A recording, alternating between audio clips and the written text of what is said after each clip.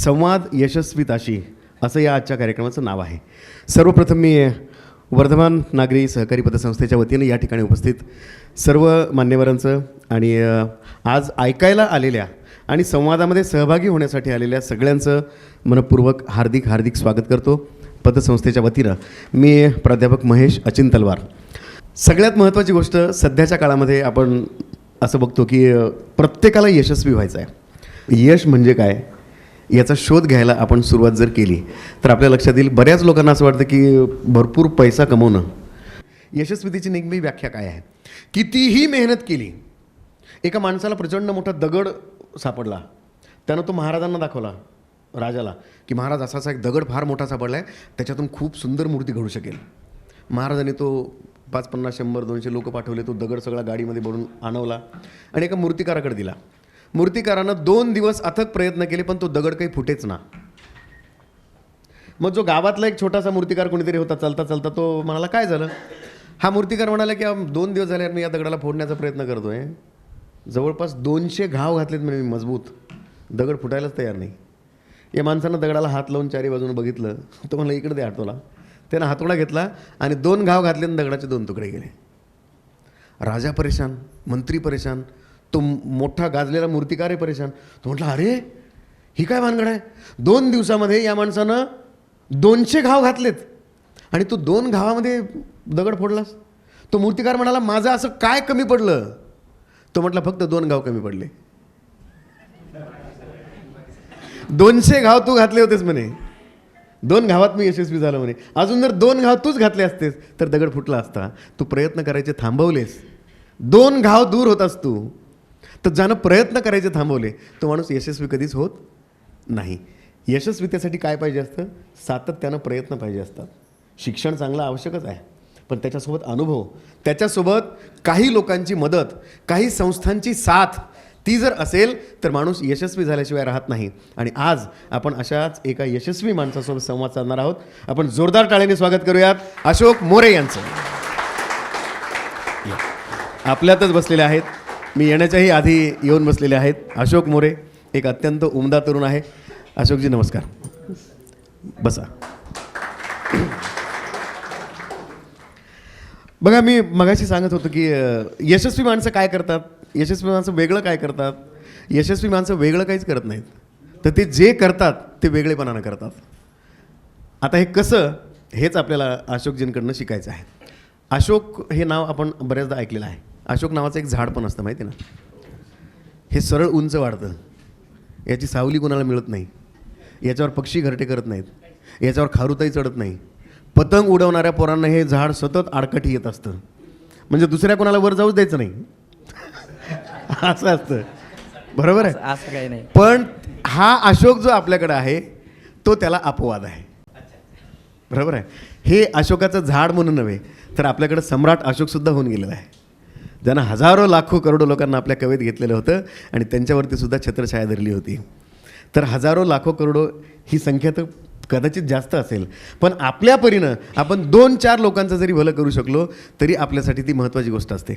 अशोकजी, तुमचं स्वागत आहे वर्धमान नागरी सहकारी पतसंस्थेच्या या संवाद यशस्वितांचा या कार्यक्रमामध्ये. यशस्वी माणसांच्या आम्ही मुलाखती घेतो. आता आमच्या दृष्टीनं तुम्ही यशस्वी आहात, तुमच्या दृष्टीनं यशाची व्याख्या काय आहे ती मला माहीत नाही, यश म्हणजे काय आम्हाला माहीत नाही. पण आज तुमच्याकडं बिल्डिंग मटेरियल सप्लायर्सचा त्यांचा व्यवसाय आहे. हा व्यवसाय सुरू करताना तुमच्याकडे किती गाड्या होत्या बरं स्वतःच्या? सर्वप्रथम वर्धमान बँकेमध्ये मला या विचारमंचावर येण्याची संधी मिळाली. खरंच खूप खूप धन्यवाद. म्हणजे असं म्हणायचं, म्हणजे आमच्याकडे ब्लॅक अँड व्हाईट TV पण नव्हती. आज माझा इथं फोटो दिसतोय, खूप छान वाटतं आहे. कारण की माझ्या लाईफमधली किंवा आमच्या पिढी, त्यांनी जसं सांगितलं 7वी पिढी, जशी आमची पिढी बघतोय त्या पिढीमधला हा पहिलाच उपक्रम आमच्या परिवारातला असेल. आमच्या वडिलांनंतर मला येण्याची इथं संधी मिळाली. आमचे वडील पण आले नाही इथपर्यंत, पण आमच्या वडिलांच्या संस्कारामुळे इथं येण्याची संधी मिळाली. त्याबद्दल सर्वांचं नतमस्तक होतो. धन्यवाद. माझा प्रश्न असा होता, बिल्डिंग मटेरियल सप्लायचा तुमचा व्यवसाय आहे. आता कोणताही व्यवसाय सुरू करायचं म्हटलं, म्हणजे एखादी गोष्ट नेऊन आपल्याला द्यायची आहे, तर आपल्याकडे आपल्या गाड्या पाहिजेत. म्हणजे तुम्ही बेकरीचा धंदा केला तरी तुमच्याकडे तुमच्या 2-4 गाड्या पाहिजेत, बरोबर आहे. तुम्ही किराणा माल सप्लायर करायचा जरी तुमचा व्यवसाय असेल तर तुमच्याकडे तुमची एखाद दुसरी गाडी असली पाहिजे. जेव्हा तुम्ही हा व्यवसाय सुरू केला तेव्हा तुमच्याकडे किती टिप्पर, किती JCB असं काही असेल ना? जेव्हा व्यवसाय सुरू केला तेव्हा माझ्याकडे काहीच नव्हतं. असंच लोकांच्या गाड्या खाली करायचो आणि 2017 साली 30,000ची माझी सुरुवात आहे. मी एक टिप्पर घेतला होता. आता 2017ला तुमच्याकडं 30,000 रुपये बँक बॅलन्स होतं आणि मग तुम्ही तेव्हा एक टिप्पर विकत घेतला. आज 2026 सुरू आहे, तर या 8-9 वर्षांमध्ये तुमच्याकडे गाड्यांची संख्या किती आज झाली? माझ्याकडे 3 टेम्पो टिप्पर, 2 16-13 टिप्पर, 2 हायवा, एक JCB, एक पोकलॅन आणि वडिलांची एक मोटरसायकल. आम्ही 3 मोटरसायकल घेतल्या. म्हणजे 13 गाड्या आम्ही घेतल्या आणि एक गाडी वडिलांनी घेतली होती मोटरसायकल. मला यांच्याबद्दल असं समजलं की जेव्हा पहिल्यांदा व्यवसाय सुरू केला होता तेव्हा तुम्ही भाड्यानं रिक्षा घेतला होता. हा, भाड्याने म्हणजे आमच्याकडे भाड्याला पैसे पण नव्हते. जेव्हा आम्ही इथं आलो होतो तेव्हा 1300 रुपये रिक्षा भाड्याला पण पैसे नव्हते. तेव्हा आम्ही तसा ऊसतोड कामगाराचा जिल्हा आमचा बीड जिल्हा आहे. त्या गावाहून इथं चितेगावला आम्ही स्थलांतरित झालो होतो. आमच्या मामाने 1300 रुपयाचा रिक्षा भाडं लावलं होतं आणि इथं आलो होतो आम्ही कुटुंब चालवण्यासाठी. म्हणजे इथं जेव्हा आले होते तेव्हा नात्याचं अत्यंत जवळचं असं किंवा आपलं कोणी कुटुंबच इकडं सगळं असं आहे असं काहीही नव्हतं. कुठलीही पार्श्वभूमी त्यांची इथं आल्यानंतरची नव्हती, चितेगावला आल्यानंतरची. बरोबर आहे. हा, नव्हतं. आणि शून्यातून विश्व निर्माण करणं ज्याला असं म्हणतो तसं त्यांचं काम झालेलं आहे. आता सगळ्यात महत्त्वाची गोष्ट आहे, एवढं सगळं करणं म्हणजे एक 1300 रुपयाची गाडी भाड्यानं घेऊन त्याच्यातून मटेरियल सप्लाय करून आपल्या व्यवसायाला सुरुवात करणं म्हणजे अगदी शून्यातून करणारे भरपूर आहेत हो, मायनसमधून करणारे फार कमी आहेत. तर अशोकजींचं आणि त्यांच्या कुटुंबाचं जे आहे ते मायनसमधून सुरुवात झालेली आहे. बरोबर आहे. आता मला एक गोष्ट सांगा, हे सगळं करण्यासाठी असं म्हणतो की आपण शिक्षण भरपूर पाहिजे, या सगळ्या गोष्टी मॅनेज करायच्या म्हणजे बिझनेस मॅनेजमेंट वगैरे असं झालं पाहिजे शिक्षण. तुमचं काय शिक्षण आहे? माझं 10वी नापास आहे मी तसा 2010ला. पण त्यावेळेस ATKT होती तर त्यावेळेस 2 म्हणजे ऑक्टोबरमध्ये विषय निघले होते माझे. 12वीपर्यंत शिक्षण झालं आहे पण 10वी नापास आहे मी. एका ऊसतोड कामगाराचा मुलगा, ऊस तोडून तोडून हाताला सुद्धा गोडवा लागतो तसा तो कर्तृत्वाला आणि त्यांच्या मनाला सुद्धा गोडवा आहे निश्चितच. आपण बघतो मूळ 10वी नापास आहे असं सांगतो मी. मूळ 10वी नापास आहे. यश म्हणजे काय असतं वेगळं तर M.Ed झालेला माझ्यासारखा माणूस मूळ 10वी नापास झालेल्या माणसाची मुलाखत घेतो, हे 10वी नापासवाल्यांचं यश आहे. प्रतिभेला शिक्षणाची आवश्यकता नसते आणि हे यशस्वी माणसाचं सगळ्यात मोठं लक्षण आहे. तुम्ही जेव्हा गावाकडून इकडं आलात तेव्हा तुम्ही किती वर्षाचे होतात? म्हणजे तेव्हा मी 16 वर्षाचा होतो. 2010 साली तुम्ही येतात, 16 वर्षाचे होतात. आणि मग सगळं आता आम्हाला सगळ्यांना जाणून घ्यायचं आहे. तुमचा अगदी शून्यापासून जी सुरुवात तुम्ही केलीत तर तो सगळा इतिहास आम्हाला जाणून घ्यायचा. जसं जसं तुम्हाला आठवेल तसं तसं तुम्ही आता सगळ्यांशी तो शेअर करा. सांगा. तसं जर सांगितलं तर 2004 साली आमच्या बहिणीचं लग्न झालं. त्यावेळेस आमची परिस्थिती चांगली होती. पण 2004ला जेव्हा आमचे वडील म्हणजे कारखान्याला जाणार होते, गाडीमध्ये पसारा भरला होता. म्हणजे मला चांगलं आठवतं आहे, मी 4थीला होतो आणि लास्टचा चहा जसं पितो म्हणतो ना आपण घरी, तसं वडील म्हणजे आईने चहा केला आणि आमच्या आजोबाला पॅरेलाइज झाला. मग पॅरेलाइज झाल्यानंतर तो पसारा खाली तसाच उतरला. उतरल्यावर मग कारखान्याला जाणं राहून गेलं आणि त्यावेळेस जे कर्जाचा डोंगर चालू झाला की ते घेतलेले पैसे फिटले नाही. आजोबाचं दुखणं, इकडं सुलतानपूर म्हणून गाव होतं, तिथं दवाखान्यामध्ये न्यायचं. मग त्यावेळेची परिस्थिती खूप हालाकीची. बहिणीचं लग्न झालं, जास्त कर्ज नव्हतं, 1,20,000 रुपये आमच्याकडे कर्ज होतं. वडील सांगायचे त्या काळात? हां, त्या काळामध्ये 1,20,000. 1,20,000चं कर्ज होतं. पण गावावर भागत नव्हतं, जमीन वगैरे नाही होती. आहे खडकाळ जमीन आहे, म्हणजे आपलं साध्या भाषेत म्हणतात ना, तिच्यात आपलं काय बेरड जमीन आहे. बेरड म्हणजे कुसळं पण येत नाहीत, खरं सांगायचं आमच्याकडे म्हणतात तसं. मग तशी जमीन आहे आम्हाला. मैंदा गाव आहे आमच्या मामाच्या गावात. पण मग लोकांची तर मोलमजुरी, आई वडील आम्ही सगळे करायचो पण भागत नव्हतं. मग आमच्या वडिलांच्या मामांनी सांगितलं की बाबा गावावर राहून काही जमणार नाही आणि थोडंफार व्यसन वगैरे आता जे आहे ते सांगायचं म्हणल्यावर भागत नाही बाबा, तुम्ही कुठंतरी गेलं पाहिजे. मग बहिणीचं लग्न झाल्यावर आम्ही 2004 साली दुकान टाकलं होतं, एक किराणा दुकान. मग किराणा दुकान ते कोपऱ्यावर दुसऱ्याची जागा होती. आता ते उकांडा होता. म्हणजे खरं सांगितलं तर आप्पासाहेब लगाने पाटील इथं आलेले आहेत, त्यांना मी स्वतः माझं घर दाखवलेलं आहे की उकांडाच होता आणि आज पण तिथं उकांडा आहे. त्या उकांड्यावर आम्ही टपरी ठेवली होती एक प्रेमाखातर. ती टपरी खूप चालायची, पण कालांतराने त्या माणसाचे विचार म्हणजे आमच्या शेजाऱ्यांचे विचार चेंज झाले. ते म्हणे दाजी आमच्या वडिलाला गावाकडे दाजी म्हणतात, दाजी बाबा मला दुकान टाकायची आहे, तू दुकान खाली कर. तर आमच्या वडिलांनी ती दुकान तशीच ज्यांचे आमच्याकडे म्हणजे पैसे होते त्यांना दुकानच देऊन टाकली डायरेक्ट. मग दुकान दिल्याच्यानंतर आमच्याकडे उदरनिर्वाह भागवण्यासाठी काहीच पर्याय राहिला नाही. मग वडील 2006 साली म्हणजे 2 वर्ष मध्यंतरी असे तसे गेले, पण कर्ज वाढत गेल्यामुळं परिस्थिती आणखीन खराब होत चालली. मग वडिलांनी निर्णय घेतला की आपण इथं राहण्यात काही अर्थ नाही आहे, आपण काय करू, कुठंतरी काम पाहू. तर मग चितेगावला आमचे वडील आले. तर चितेगावला आल्याच्यानंतर एक आमचे म्हणजे आमच्या आईचे भाऊ लागत होते चुलत. मग त्यांना माहीत होतं बाबा इथं काम मिळेल वडिलांना. माझे वडील तिथं खदानवर सुपरवायझर म्हणून काम करायचे 700 रुपये हप्त्याने. मग तिथून पुढं 700 रुपये हप्ता? हां, 6 दिवसाला 700 रुपये. अच्छा, म्हणजे 100 रुपये रोज साधारण. हां. 110-120 रुपये रोज हां. समजा. मग 700 रुपये हप्त्याने काम करत असताना आई खदानमध्ये दगडं भरायची. म्हणजे त्यावेळेस 15 रुपये ट्रिप होती. 3 लेडीज भरायच्या डब्बर. 5 रुपये एका ट्रिपला मिळायचे. दिवसभरामध्ये 80 फुटाची म्हणजे टॉर्ली होती. 10 ट्रिप भरायचे म्हणजे 50 रुपये जवळपास आमच्या आईला मिळायचे. असंच आमचा उदरनिर्वाह चालत राहिला. मग हळूहळू आम्ही स्वतः गाडीवर हेल्परकी वगैरे करायचो. एरियामध्ये गाड्या चालायच्या. माझा भाऊ पण, आम्ही दोघं मिळून असं काम मग करायचो. हे सगळं चितेगावला? हा, हे सगळं चितेगावला. आणि तेव्हा तुम्ही शाळेमध्ये जात होता? शाळेमध्ये मी गावाकडे गेलो, कारण की मी काय करायचो, शाळेकडनं सुट्टीमध्ये इथं आलो, 1-2 महिने शाळेला दांडी मारायचो, इकडं काम करायचो. मग कर्ज वाढत गेल्याच्यानंतर आमच्या वडिलांना समजा खाजगीरित्या आमच्या वडिलांनी काही कर्ज घेतलं होतं इथून औरंगाबादहून. मग कर्ज घेतल्याच्यानंतर ते कर्ज गावाकडे आमचे 5 रुपये टक्क्याचे पैसे होते आमच्याकडं. मग नंतर आमच्या वडिलांनी 3 रुपये टक्क्याने पैसे घेतले. जे आहे ते सांगायला काही नाही.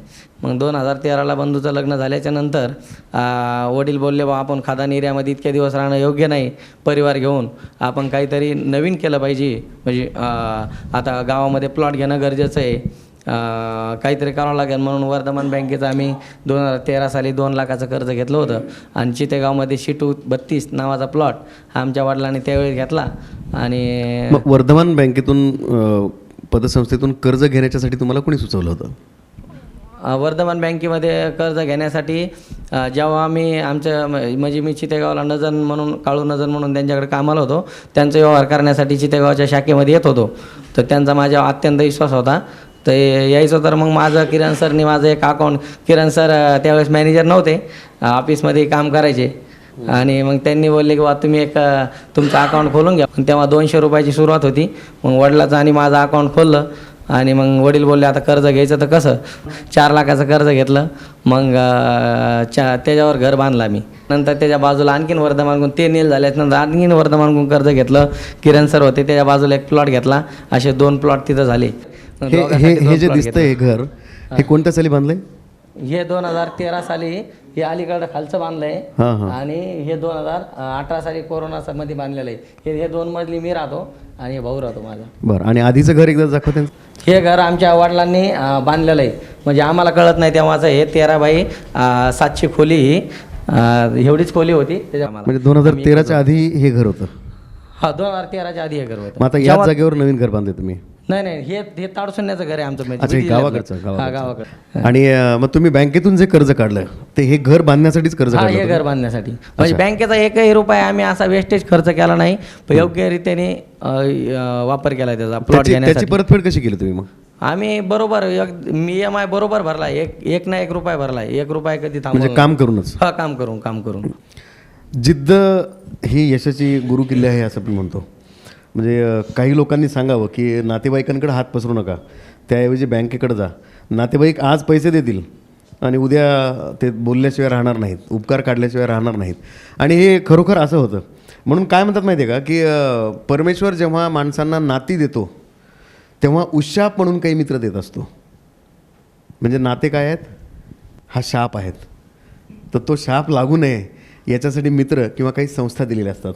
तर त्याची त्यांना ती वर्धमान संस्था त्यांना मिळाली आणि तिथून त्यांचं घराचं स्वप्न पूर्ण झालं. आता ही पहिली गरज होती, बरोबर आहे. मी जे म्हणालो की अन्न, वस्त्र आणि निवारा ही आपली मूलभूत गरज आहे. मग त्यानंतर बाकीच्या गरजा सुरू होतात. आता पुढची गरज मास्लोनं जी सांगितलेली आहे ती आता स्थिरतेची गरज आहे, बरोबर आहे. मग आता आर्थिक स्थैर्य येण्यासाठी काय केलं हे आपण त्यांना विचारूयात. आता इथून तुमचं घर झालं, सगळं झालं, मग आता अजून इन्कम झाली पाहिजे. मग तुम्ही मुळात बिल्डिंग मटेरियल सप्लायच्या व्यवसायामध्ये कसे पडलात?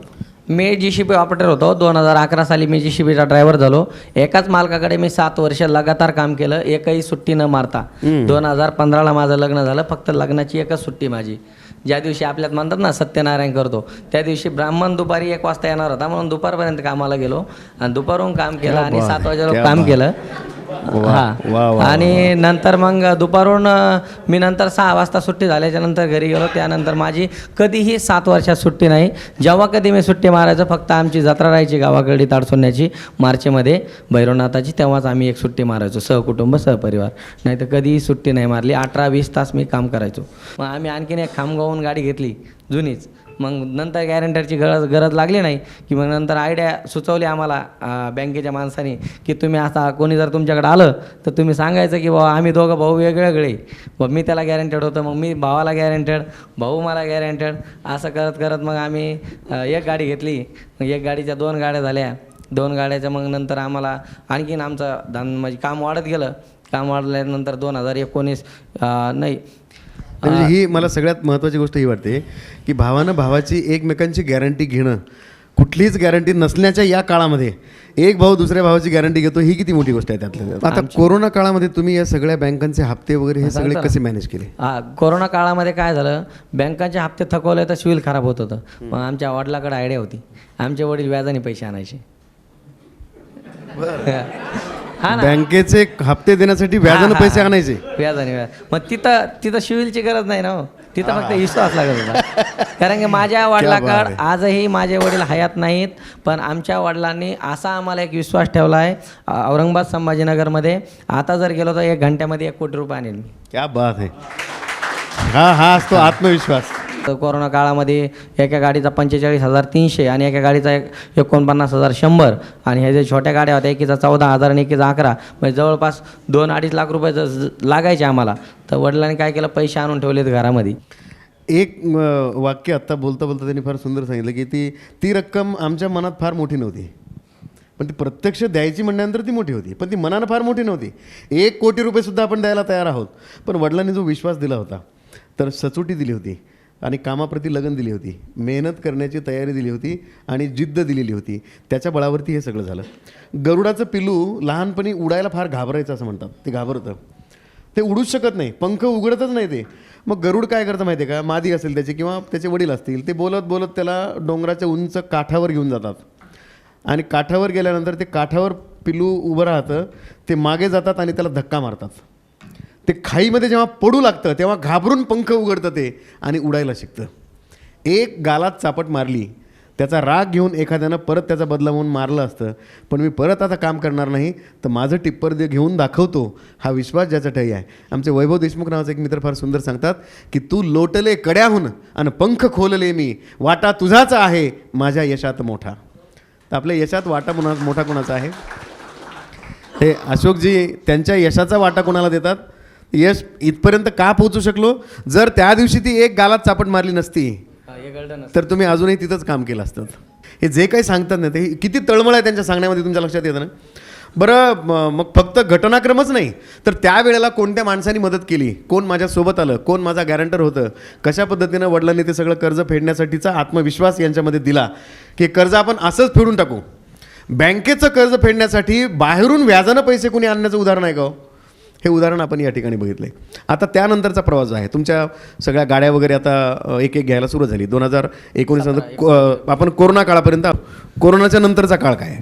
कोरोनाच्या नंतर मग पुन्हा आम्हाला काही आणखीन बिझनेस आमचा वाढत गेला. कारण काम करण्याची पद्धतच आमची अशी होती, तुम्हाला जर माल टाकला, म्हणजे तुम्हाला जर खडीची गाडी पाठवली तर नंतर तुम्ही आम्हाला काम सांगावा. असं आम्ही काम करत असताना आज पण करतो, काल पण करत होतो आणि जोपर्यंत श्वास आहे तोपर्यंत इमानदारीने, प्रामाणिकपणाने आणि कोणालाही न फसवता करणार व्यक्ती, आणि आमच्या वडिलांनी ते आम्हाला संस्कार दिलेत, ते आम्ही कायम चालू ठेवणार आहेत. आज आता एवढ्या गाड्या वगैरे तुमच्याकडे सगळ्या आहेत, कामं सतत तुमचे सुरू आहेत. तुमच्याकडे कामाला माणसं किती आहेत? माझ्याकडे आज 13 माणसं आहेत. 833 रुपये हजेरी पर डे. एका व्यक्तीला 833 रुपये हजेरी. बघा, 700 रुपये हप्तानं यांनी काम केलं आहे. 7 म्हणजे 120-110 रुपये पर डे. आज 833 रुपये पर डे ना त्यांच्याकडं 13 माणसं काम करत आहेत. की जो खानदानी है वो, जो खानदानी अमीर रहते ना, जिनके पास खानदानी पैसा होता है, रखते हैं मिजाज नरम अपना, तुम्हारा लहजा बता रहा है तुम्हारी दौलत नई नहीं है. आज एवढं, आज तुम्ही हप्ते किती भरता बँकेचे बरं? बँकेच्या जवळपास आमच्याकडं आता सगळ्यात म्हणजे सुरुवात सांगायची म्हटलं तर बोलेरो गाडी आहे, म्हणजे सगळ्यात म्हणजे आत्ताचा हप्ता राहिला होता 18,270चा तो. एक लाल टेम्पो आहे त्याचा हप्ता आहे, लाल टेम्पो आहे त्याचा हप्ता आहे 20,600 रुपये. 2 महिने राहिलेत. ही गाडी हायवा 28-23 शिकना 79,550चा हप्ता आहे महिना. महिना. ती समोरची गाडी तिचा 84,300 हप्ता आहे, EK 5079 28-23 शिकना. आणि हे जी 2019ला घेतलेल्या ह्या 2 गाड्या आहे पलीकडे आणि ही, त्या गाड्यावर आम्ही काय केलं, रिफायनान्स केलं. म्हणजे रिफायनान्स यासाठी केलं की चितेगाव गटामध्ये वर्धमान बँकेच्या माध्यमात मला 102 गटामध्ये 2 एकर जमीन घेतलेली मी, तर माझ्याकडे पैसे नव्हते, तर मग युक्ती सुचली की त्या गाड्या नील झाल्यानंतर डबल रिफायनान्स करावा. तर त्यांना 51,100 आणि तिला 53,300 असे 11 महिने राहिले फेडायचे. टोटल आता या महिन्यात तुम्ही किती हप्ता भरला सगळा? 9,95,000 रुपये भरतो मी ड्रायव्हर सहित. सर्वसामान्य माणसाची 1 वर्षाची कमाई 9 लाख रुपये साधारण असते. ते 9 लाख रुपये हप्ता दर महिन्याला ते बँकेचे परतफेड करतात. याचा अर्थ कमाई किती असेल याचा विचार आपण करूयात. एक काळ असा होता 110-120 रुपये पर डेनं ते काम करायचे. आज 9 लाख रुपये 9.5 लाख रुपये महिन्याचा ते बँकेचे भरतात. आता या सगळ्याचं श्रेय तुम्ही कोणाला देता? हे कशामुळे सगळं झालं शक्य? हे सगळं श्रेय माझ्या वडिलांना देत आहे. वय वर्ष 32 आहे फक्त. आणि सगळ्यात महत्त्वाची गोष्ट की तुम्ही पहिला टेम्पो जो यवतमाळचा तुम्ही उदाहरण त्याचं दिलं होतं, त्याचं एक सांगितलं होतं की ते म्हणाले की नाही आपल्याला घ्यायचं ना, हाच घेऊयात, काळजी करू नकोस. भेळ गोड लागत नव्हती असं ते बोलता बोलता म्हणाले ना, की तिथं भेळपुरीचा गाडा होता, भेळसुद्धा गोड लागत नव्हती. आणि डोळ्यात पाणी आलं तेव्हा सोबतच्यांनी सांगितलं की काळजी करू नकोस, आपण तोच टेम्पो घेऊयात. हा एक विश्वासाचा शब्द माणसाला पाहिजे असतो. म्हणजे वर्धमान पतसंस्थेची साथ तर होतीच आर्थिक बाबतीमध्ये नंतरच्या काळात, पण त्यावेळेला एक शब्द पाहिजे असतो, एक वाक्य पाहिजे असतं की काळजी करू नकोस, मी पाठीशी आहे. पण मला मिळालेला विश्वास मात्र किती असली होता, किती थोर होता, ते एका वाक्यातून यांच्या आपल्याला समजलं की काळजी करू नकोस, आपल्याला तोच टेम्पो घ्यायचा आहे. आणि तोच टेम्पो येणं केनं प्रकारेनं त्याने तो मिळवला. हे यशस्वी माणसाचं उदाहरण आहे. तर वर्धमान पतसंस्था मला असं वाटतंय कायम प्रकाश देणारी, ऊर्जा देणारी. सूर्य म्हणजे केवळ प्रकाश देत नाही, प्रकाश तर चंद्रही देतो, पण चंद्राची ऊर्जा कमी आहे. सूर्य म्हणजे प्रकाशही देतो आणि ऊर्जा देखील देतो. पण सूर्य कसा आहे, जसं माऊलीने सांगितलं, चंद्रमेजे अलांछन मार्तंड जे तापहीन ते सर्वाही सदा सज्जन सोयरे होतो. म्हणून अशा सगळ्या सज्जन लोकांना एकत्रित करून त्यांच्यामध्ये ऊर्जा देण्याचं काम वर्धमान पतसंस्था करते आहे. म्हणून वर्धमान नागरी सहकारी पतसंस्थेसाठी देखील एकदा जोरदार टाळ्या झाल्या पाहिजेत. मी पुन्हा एकदा अशोकजी मोरे या ठिकाणी आज आपल्यासोबत आले आणि अगदी दिलखुलास काळजाच्या पायथ्यापासून काहीही शिल्लक न ठेवता त्यांनी आपल्याशी दिलखुलास चर्चा केली.